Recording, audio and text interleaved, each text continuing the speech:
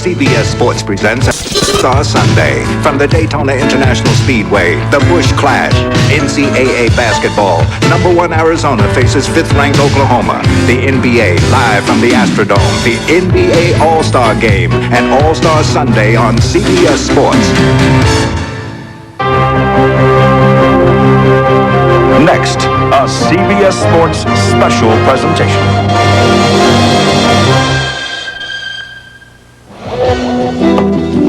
Racing is the truest test of speed, a test that can only be answered on the track. The truest race is a sprint, an all-out burst of speed from start to finish. And the preparation, whether racing on foot or in machines, is critical, because in a sprint, there's no time to make mistakes, no room for error. Today on CBS, the racetrack equivalent of the 100-yard dash, the fastest of the fast in the Busch Clash, a 20-lap, 50-mile, all-out sprint in the blink of an eye.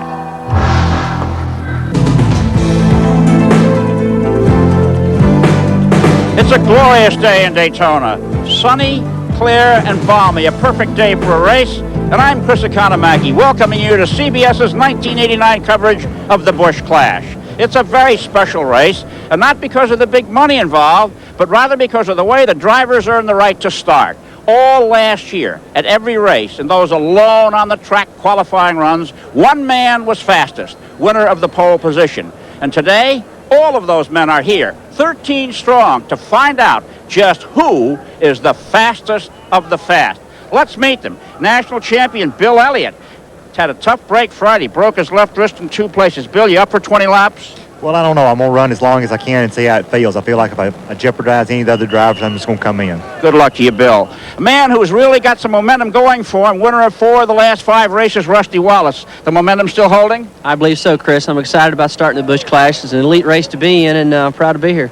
Good luck, Rusty. Mark Martin, 11 years ago, he won his first racing championship at age 19. He's in the Clash. And then we have Morgan Shepherd. Last year he drove for 5 teams, and this year Morgan's got a car he can call his own. Rick Wilson, the only Floridian in the race. Rick, you got a lot of fans here rooting for you. Have a good drive. And then we have Alan Kowicki, the Wisconsin collegian whose career is really on the ascendancy. Dark glasses, Alan. And then Davey Allison, the son of the man who won the Daytona 500 last year, Bobby Allison. How's Bobby feeling, Davey? Well, he's coming along real good, Chris, and he's up there watching us on TV today and got his fingers crossed for us. Well, that's good. Good to see you, Davey. And then we have Rick Mast, the man who got lucky. Rick, a little bit strange for you up here. You ready for it? Chris, I knocked 4 cars off the road coming to the racetrack this morning. I'm in the right frame of mind for this race. There you go. And here's a man, a familiar name, but not really a familiar face. Jeff Bodine, you in the cough drop business now? No, Bodine brother, not Smith brothers. I'm a Bodine brother, Chris. You're getting old. Okay, there you go. It's fun. And here's Terry Labonte, a former winner of the Clash, but this year in a Ford, drove a Chevy before. Like the car? Sure do. It's running good. Okay, have a good one, Terry. And then Darrell Walter, a man who we missed last year playing Jack Benny. We're probably talking victory later, Darrell. I think so. All my crews are just going over now and set up a victory circle. Okay, so. And here's Ricky Rudd, a man with a last-minute car change from a Buick Regal to a Buick LeSabre. Going to make a difference, Ricky? Well, we hope so, Chris. We think this car is going to run a little bit better in traffic than, say, the car we had yesterday. Well, good luck.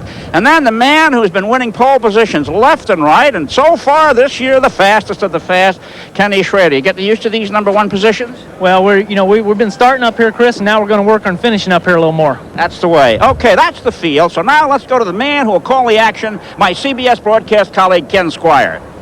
Well, thank you, Chris, and it's a pleasure to be back here at the start-finish line once again to cover this exciting action as they're just about ready to give the command to fire the engines. The first event, stock car event of Speed Weeks 89, which culminates next Sunday with our live flag-to-flag coverage of the great American race, the Daytona 500, comes to life. Now, this race today can be as dramatic and can be as tense as anything in motorsport, and the ingredients are very, very simple. 13 cars ready to go, 13 drivers suited up out there, racing 50 miles for approximately 15 minutes. $230,000 at stake here today, and that money makes it the richest race per lap for all competitors in motor. Let's take a look at the money here. See those bonuses? That adds more to the competition. $10,000 at lap 5, $15,000 at the midway perk, and then another little perk of 10 grand at lap 15. Let's take a look at the track itself. If you're new to the Daytona Speedway, it's that old famed 2.5 miler, 31 degrees in the turns, 18 degrees right here at the start-finish line. As to the weather today, and this could be a factor, the wind has come up. They're saying 12 miles an hour, and in the past 15 or 20 minutes, that's changed. It's gusting right at this time to over 20 miles per hour, and I think that could be a factor with these new cars. The gentleman to talk to about that, it's an honor to have with us once again the two-time Winston Cup champion, Ned Jarrett. Ken, this is the type of race when the green flag drops, you just put your foot to the floorboard, hold it wide open for 20 laps, and hope the car stays together. There's no pit stops. If the car's not set up perfectly, you got to live with it through these 20 laps. There is no strategy really involved in this race, excepting that if you're in the rear, you try to work your way to the front as quickly as possible. And if you're in the front, of course, you try to keep everybody behind you. They've been testing and massaging these cars all winter, getting them ready for competition. Now, there are 8 General Motors cars in the field here today. They are competition tested because it's the same body designs they ran last year. So they should be able to set those cars up pretty well right. There are 5 Fords in the field, though, and they have not been tested in competition. They have a complete new body design for 1989. They don't know how they will react in the draft and when the air around the other cars starts falling around. So that'll be a point that we'll need to watch here this afternoon. So stand by for the thrills and excitement of Winston Cup racing, the Busch Clash, here on CBS. The 1989 Busch Clash is sponsored by Busch Beer, the beer with a taste as smooth as its name. AT&T, the right choice. And by Ford and your Ford dealer. Have you driven a Ford lately?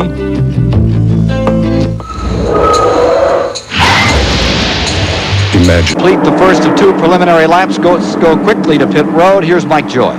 Thank you, Ken. I'm standing alongside Dale Earnhardt, 3-time Winston Cup champ and 3-time winner of this race. Didn't win a pole last year. You're not out there, but you've won this race more than anybody else.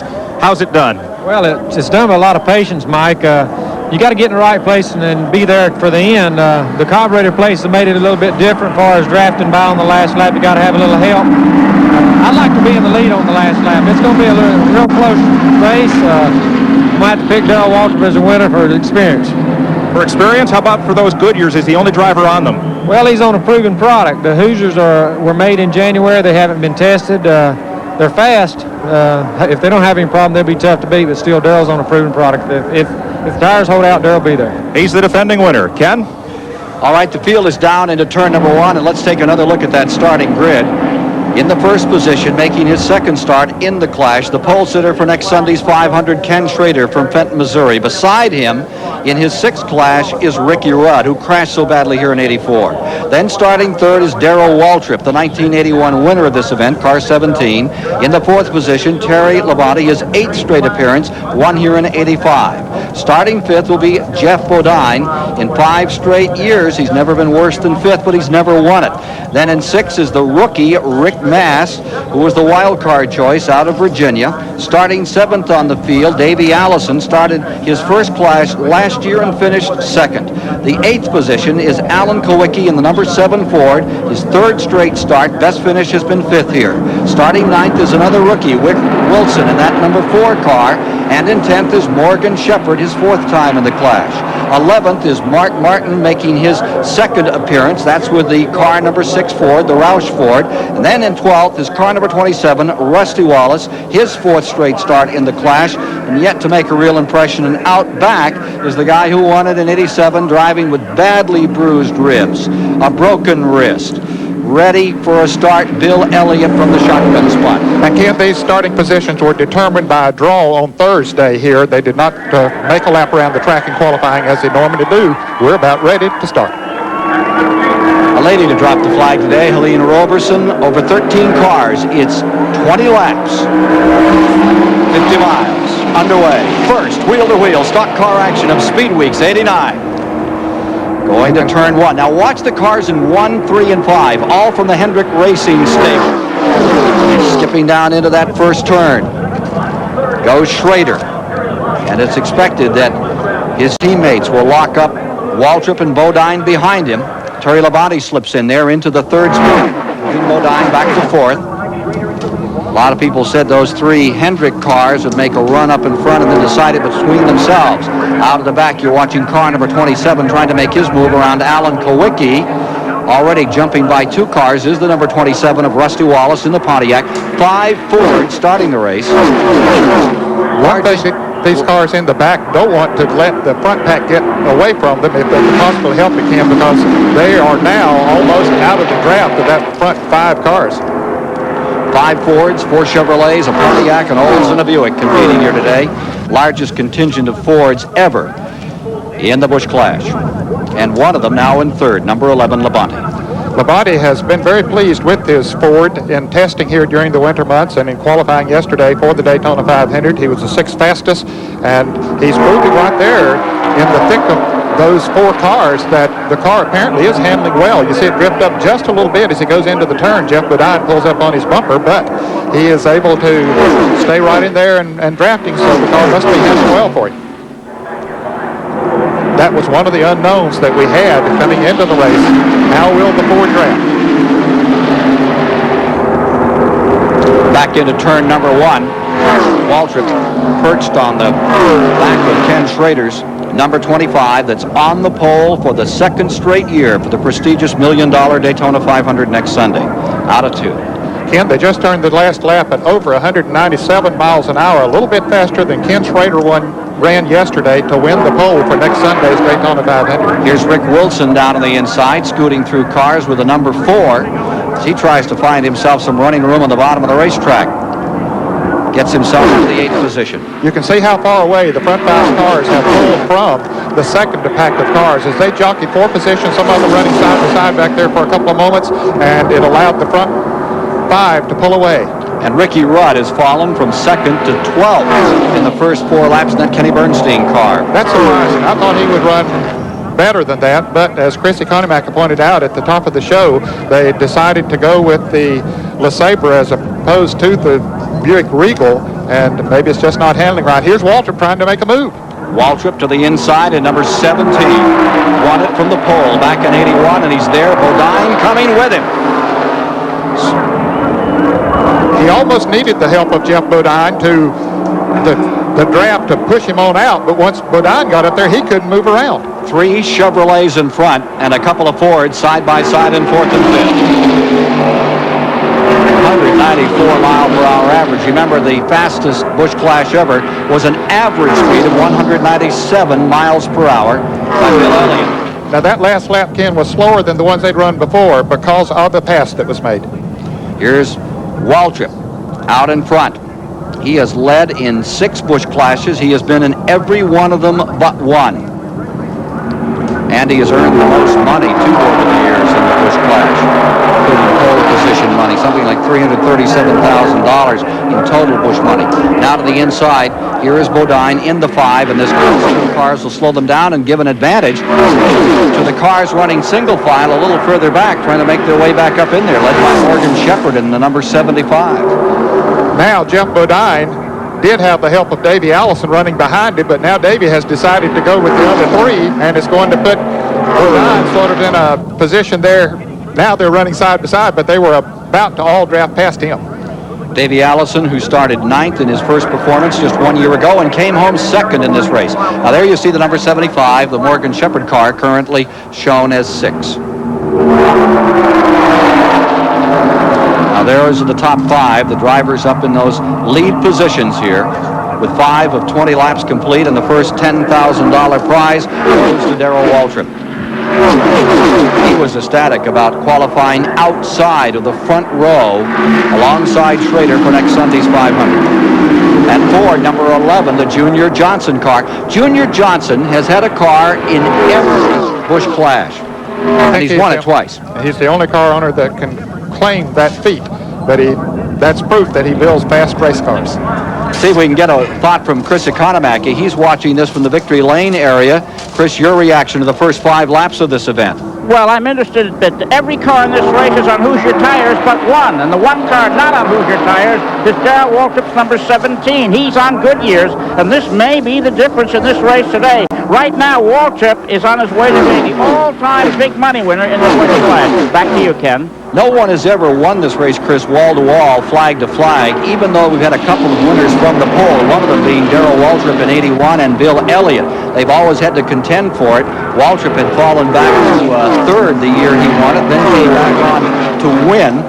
And we've already seen that one lead change here today. Schrader not able to sustain from the point. And now, Ken, that backpack of cars is beginning to close in a little bit on those front runners as they were running side by side. You mentioned the fact that might allow them to catch up. Jeff Bodine has lost the draft of the front running cars. Now there is that second pack. In the 5th position is Bodine, and then number 75 is in 6th. Morgan Shepherd followed by Rusty Wallace, who started tailgating the field with Bill Elliott. I'm a little surprised that Bill Elliott has stayed out there that long. Having to drive with just one hand, he's still running in the 13th position where he started the race, not taking any chances, but he did demolish the car that he originally planned to run in the Busch Clash. So the car that he's racing here today is the one that he'll run in the Daytona 500. It's the only other one that he has left down here, so he has to be very careful with it. Here come the front four. Here comes a move by Schrader as he looks to the inside. He's going to try to take that lead back and does so. And the Ford tags along. Chevrolet first, number 11, Ford Thunderbird of Junior Johnson. And here comes Davey Allison to the inside. Waltrip's car really went high in the turn, Ken. I'm not sure if he had a problem or if he just slipped a little bit and they took advantage of it. And the second cluster of cars continues to close in on that lead pack as they come through the tri-oval. The action of the Busch Clash, intense here in 1989, and we'll be back with more in a moment. Everyone knows Dristan nasal spray starts to work fast, but just how fast? Faster than dollying the cash register for $15,000, leading at the midway point, but only by one car length. His Chevrolet separated from the Junior Johnson Ford. There you see Terry Labonte in the number 11, in second place and closing once again. Remember that Labonte started 4th in this race, the winner of this race in 1985. A preview of the Daytona 500, the Great American Race, which you'll see live, flag to flag, next Sunday on CBS. Here is Bodine in the number 5 car in 5th. There you see Morgan Shepherd in 6th, and there was a little trickle of smoke the last time in the back straightaway it was reported. Shepherd just moving right on around Jeff Bodine with the greatest of ease. Whatever that smoke was, it's not bothering. Now you have a Chevrolet first, and Ford's running second and third, Chevrolet fourth. And here comes that 5th place car, the number 75 of Morgan Shepherd. He continues to hang on out there. Let's take a look at how they're running after 10 of 20 laps complete to the entire field. There are the front 5, Bodine in 5th at 10 laps. There's the second 10. Morgan then was 6. Rick Wilson, Wallace, Alan Kowicki out back. Bill Elliott staying out here and trailing the field. That's one of the grittiest performances I've seen. Just 2 days ago, crashed at 195 miles an hour. Why didn't break his leg? He badly bruised it, bruised his ribs, broke his wrist, and came out here yesterday and was the 3rd fastest car in qualifying among some 50 for next Sunday's Daytona 500, and went back to the hospital last night. There's a question of whether or not they'd even have him around here today. He's out there and still running at 190 miles per hour, plus one-handed, right in the groove all the time, so precise. Elliott. I talked to Ernie Elliott. I said, you must feel some pressure too. He said, we just lost a car. We'll go back and get another one and start again. Ken, we have mentioned the fact that Darrell Waltrip was the only driver who started on Goodyear tires. Now he has dropped back to 4th place and has lost the draft of the first 3 cars. In fact, you can see that Jeff Bodine, who has moved back into 5th place, is moving in on Darrell Waltrip. And here comes Allison moving around the outside of Terry Labonte. Mike Joy has a word with Dale Earnhardt.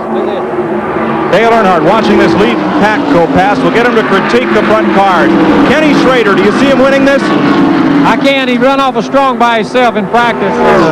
you know, I think Darrell's made the wrong choice on tires. The Hoosiers look like they're sticking a lot better. And if Davey and Labonte keep, scrambling up there, it's going to give Kenny a shot at getting away from them. Of the two Fords, who has the best chance here? Well, I think it look like they're about equal, but Labonte's car looks like it handles a little better. That's the word from the defending winner of this race. Dale Earnhardt, who walled the Richard Childress car, and he and the Elliott incident brought around a change of rubber. Goodyear dropping the radial tire, going back to the bias ply after Waltrip grazed number 3, and then the car number 9 of Elliott was savaged in turn 4 2 days ago. Ken Schrader, second performance here. Watching now Bodine being challenged by Rick Wilson, the rookie who's come up to 6. Rusty Wallace in 7th, Mark Martin in 8th, Morgan Shepherd currently in 9th. Up in front is Schrader.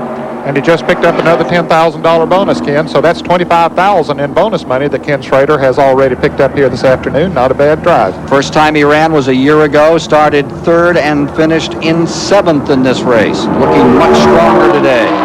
There you see the Bodine car, number 5, in 5th. Wilson right there with him in 6th. Meanwhile, look at this battle.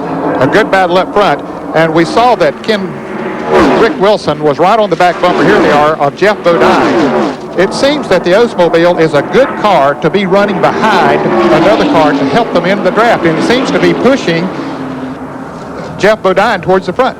There you see the top 5 after 15 laps. Let's get a comment from the editor-publisher of the National Speed Sport News, Chris Economaki. Well, I'm wondering if Ken Schrader is going to be able to hold that up there. A lot of these drivers use a bit of strategy. Despite the all-out nature, there may be some action between now and the checkered flag. Last caution-free race, Chris, was 1982. They've torn up some equipment in the course of the days of this Busch Clash just a week prior to the Daytona 500. Here's Schrader staying first. Chevrolet 1. Ford's 2 and 3. Laps running down. $230,000 at stake for a 15-minute sprint. Next week, it's all-out war among 40 competitors. This is the second largest field in this race. There were 16 cars in 83 when Neil Bonnet came home to win it from 15th starting spot. We've had 2 fields, this and one other, with 13 cars. A moment ago when Terry Labonte and Davey Allison raced side by side for about a half a lap, Ken Schrader was able to move out. It looked like almost 100 yards, but once they got back in single file, they were able to draft back up to him. He's got to be sitting there wondering, what are these guys going to do now? They've caught me. They're sitting here on my back row. Are they going to wait till that last lap to team up and move around me? I expect that's what they do have in mind. Waltrip's hopes on the decline. He's back to 8th. Here's the front 3. $50,000 in the shakeout here very shortly. Fastest race, 1987, Elliott at 197.8 miles per hour. Trickling down to 2 laps to go. Schrader looking to put his name in the record book, and here comes Allison. Both of these drivers in their second performance in the Busch Clash, the tune-up. An opportunity to see how these cars really work, really run when you put them out side by side and nose to tail at full speed. Well, they get the white flag this time around. Davey Allison made just a little bit of a test going down the backstretch that last time to see if he could pass on the outside. We'll see if he really can do it. I don't think he'll make the move, Ken, until they start down the backstretch. We'll see now as they head into turn 1. Okay, the dollars are down. This is it to decide the Busch Clash 1989, and you're watching Ken Schrader from Fenton, Missouri, Alabama's Allison, and Texas' Terry Labonte scrap it out here this afternoon. Will the famous Cale Yarborough slingshot work on the last lap? He needs to make the move pretty quickly. Schrader throwing a bit of a walk midway down that back straightaway, now eases into 3. Here they come. Harold Kinder has checkers in hand, ready to decide the Busch Clash 89. 3 competitors are up there, out of 4 and down to the line. To the inside comes Allison. Schrader holding on. Here they come at the stripe. Kenny Schrader out of Missouri makes it 2 perfect days on the pole yesterday. For the Daytona 500, he comes back and wins the Busch Clash this afternoon. Well, how's that? The 2 Fords just simply couldn't muscle enough power to draft past him. They just couldn't make a real run at him. engine builder Randy Dorton for car number 25, car owner Rick Hendrick and his dad, Papa Joe Hendrick. And they've had a perfect start to Speed Weeks 89 at Daytona. They're on the pole for the $1 million Daytona 500 next Sunday. And they've just beaten 12 other very top runners here today in the Busch Clash. Slowing down, he'll be in victory lane to meet Chris Economaki in just a moment.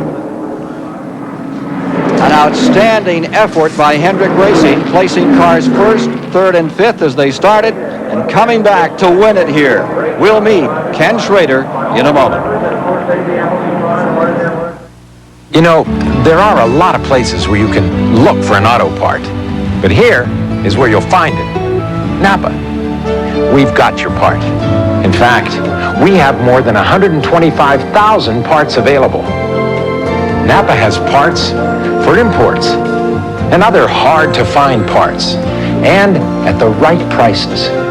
So don't waste time looking anyplace else. Come to Napa first. We've got your part.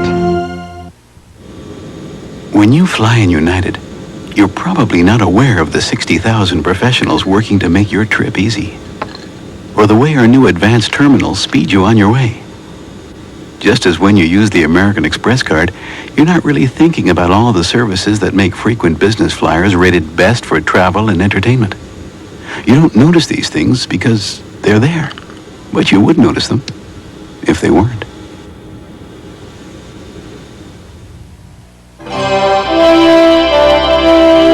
Winter's beautiful. She's just not real friendly sometimes. The days get shorter, the cold makes things kind of brittle, and the boys, well, they just get uglier. But come nightfall, when the fire gets hot, you still get thirsty. Busch. Winter's not so bad. Head for the mountains of Busch Beer. Arizona, Oklahoma. The new #1 ranked Wildcats battle last week's top-ranked Sooners today on an All-Star Sunday on CBS Sports. At the World Center of Speed, we've seen plenty of it just now, averaging 192.926 miles per hour. Ken Schrader comes home victorious today here in the Busch Clash. Here's the finish one more time as they came to the line. The Ford of Davey Allison tried to make a move on the inside, but he just simply couldn't muscle enough power to do it, and Ken Schrader came home the winner. Ford in second and third. Chevrolet wins it. And let's now join with the winner, who's standing by in victory lane, an excited Ken Schrader, who's pulled off a great victory here today. Here's Chris. And here are the winners, Ken Schrader and his lovely wife Ann. Ken, we watched it on the tube. Was that a pass of Darrell Walter planned, or did you grab it because you saw the opportunity at the moment? Chris, I was asking the crew what they want me to do, but it seemed like Darrell was slowing down a little bit. I know that Davey and Labonte were right on me, and I just thought that I need to get around Darrell, otherwise I was going to wind up being in fourth. Kenny, every driver in the race is in their first race of the year. Now, you've been running midgets, sprint cars, super modifieds. How many times have you raced since January 1st? This is only like our fifth race, but we managed to get another 4 in them months while everybody was sitting in, about 10 testing days, Chris. Okay, Andy, we watched you watching there. What were you thinking of when this thing was going on? The money?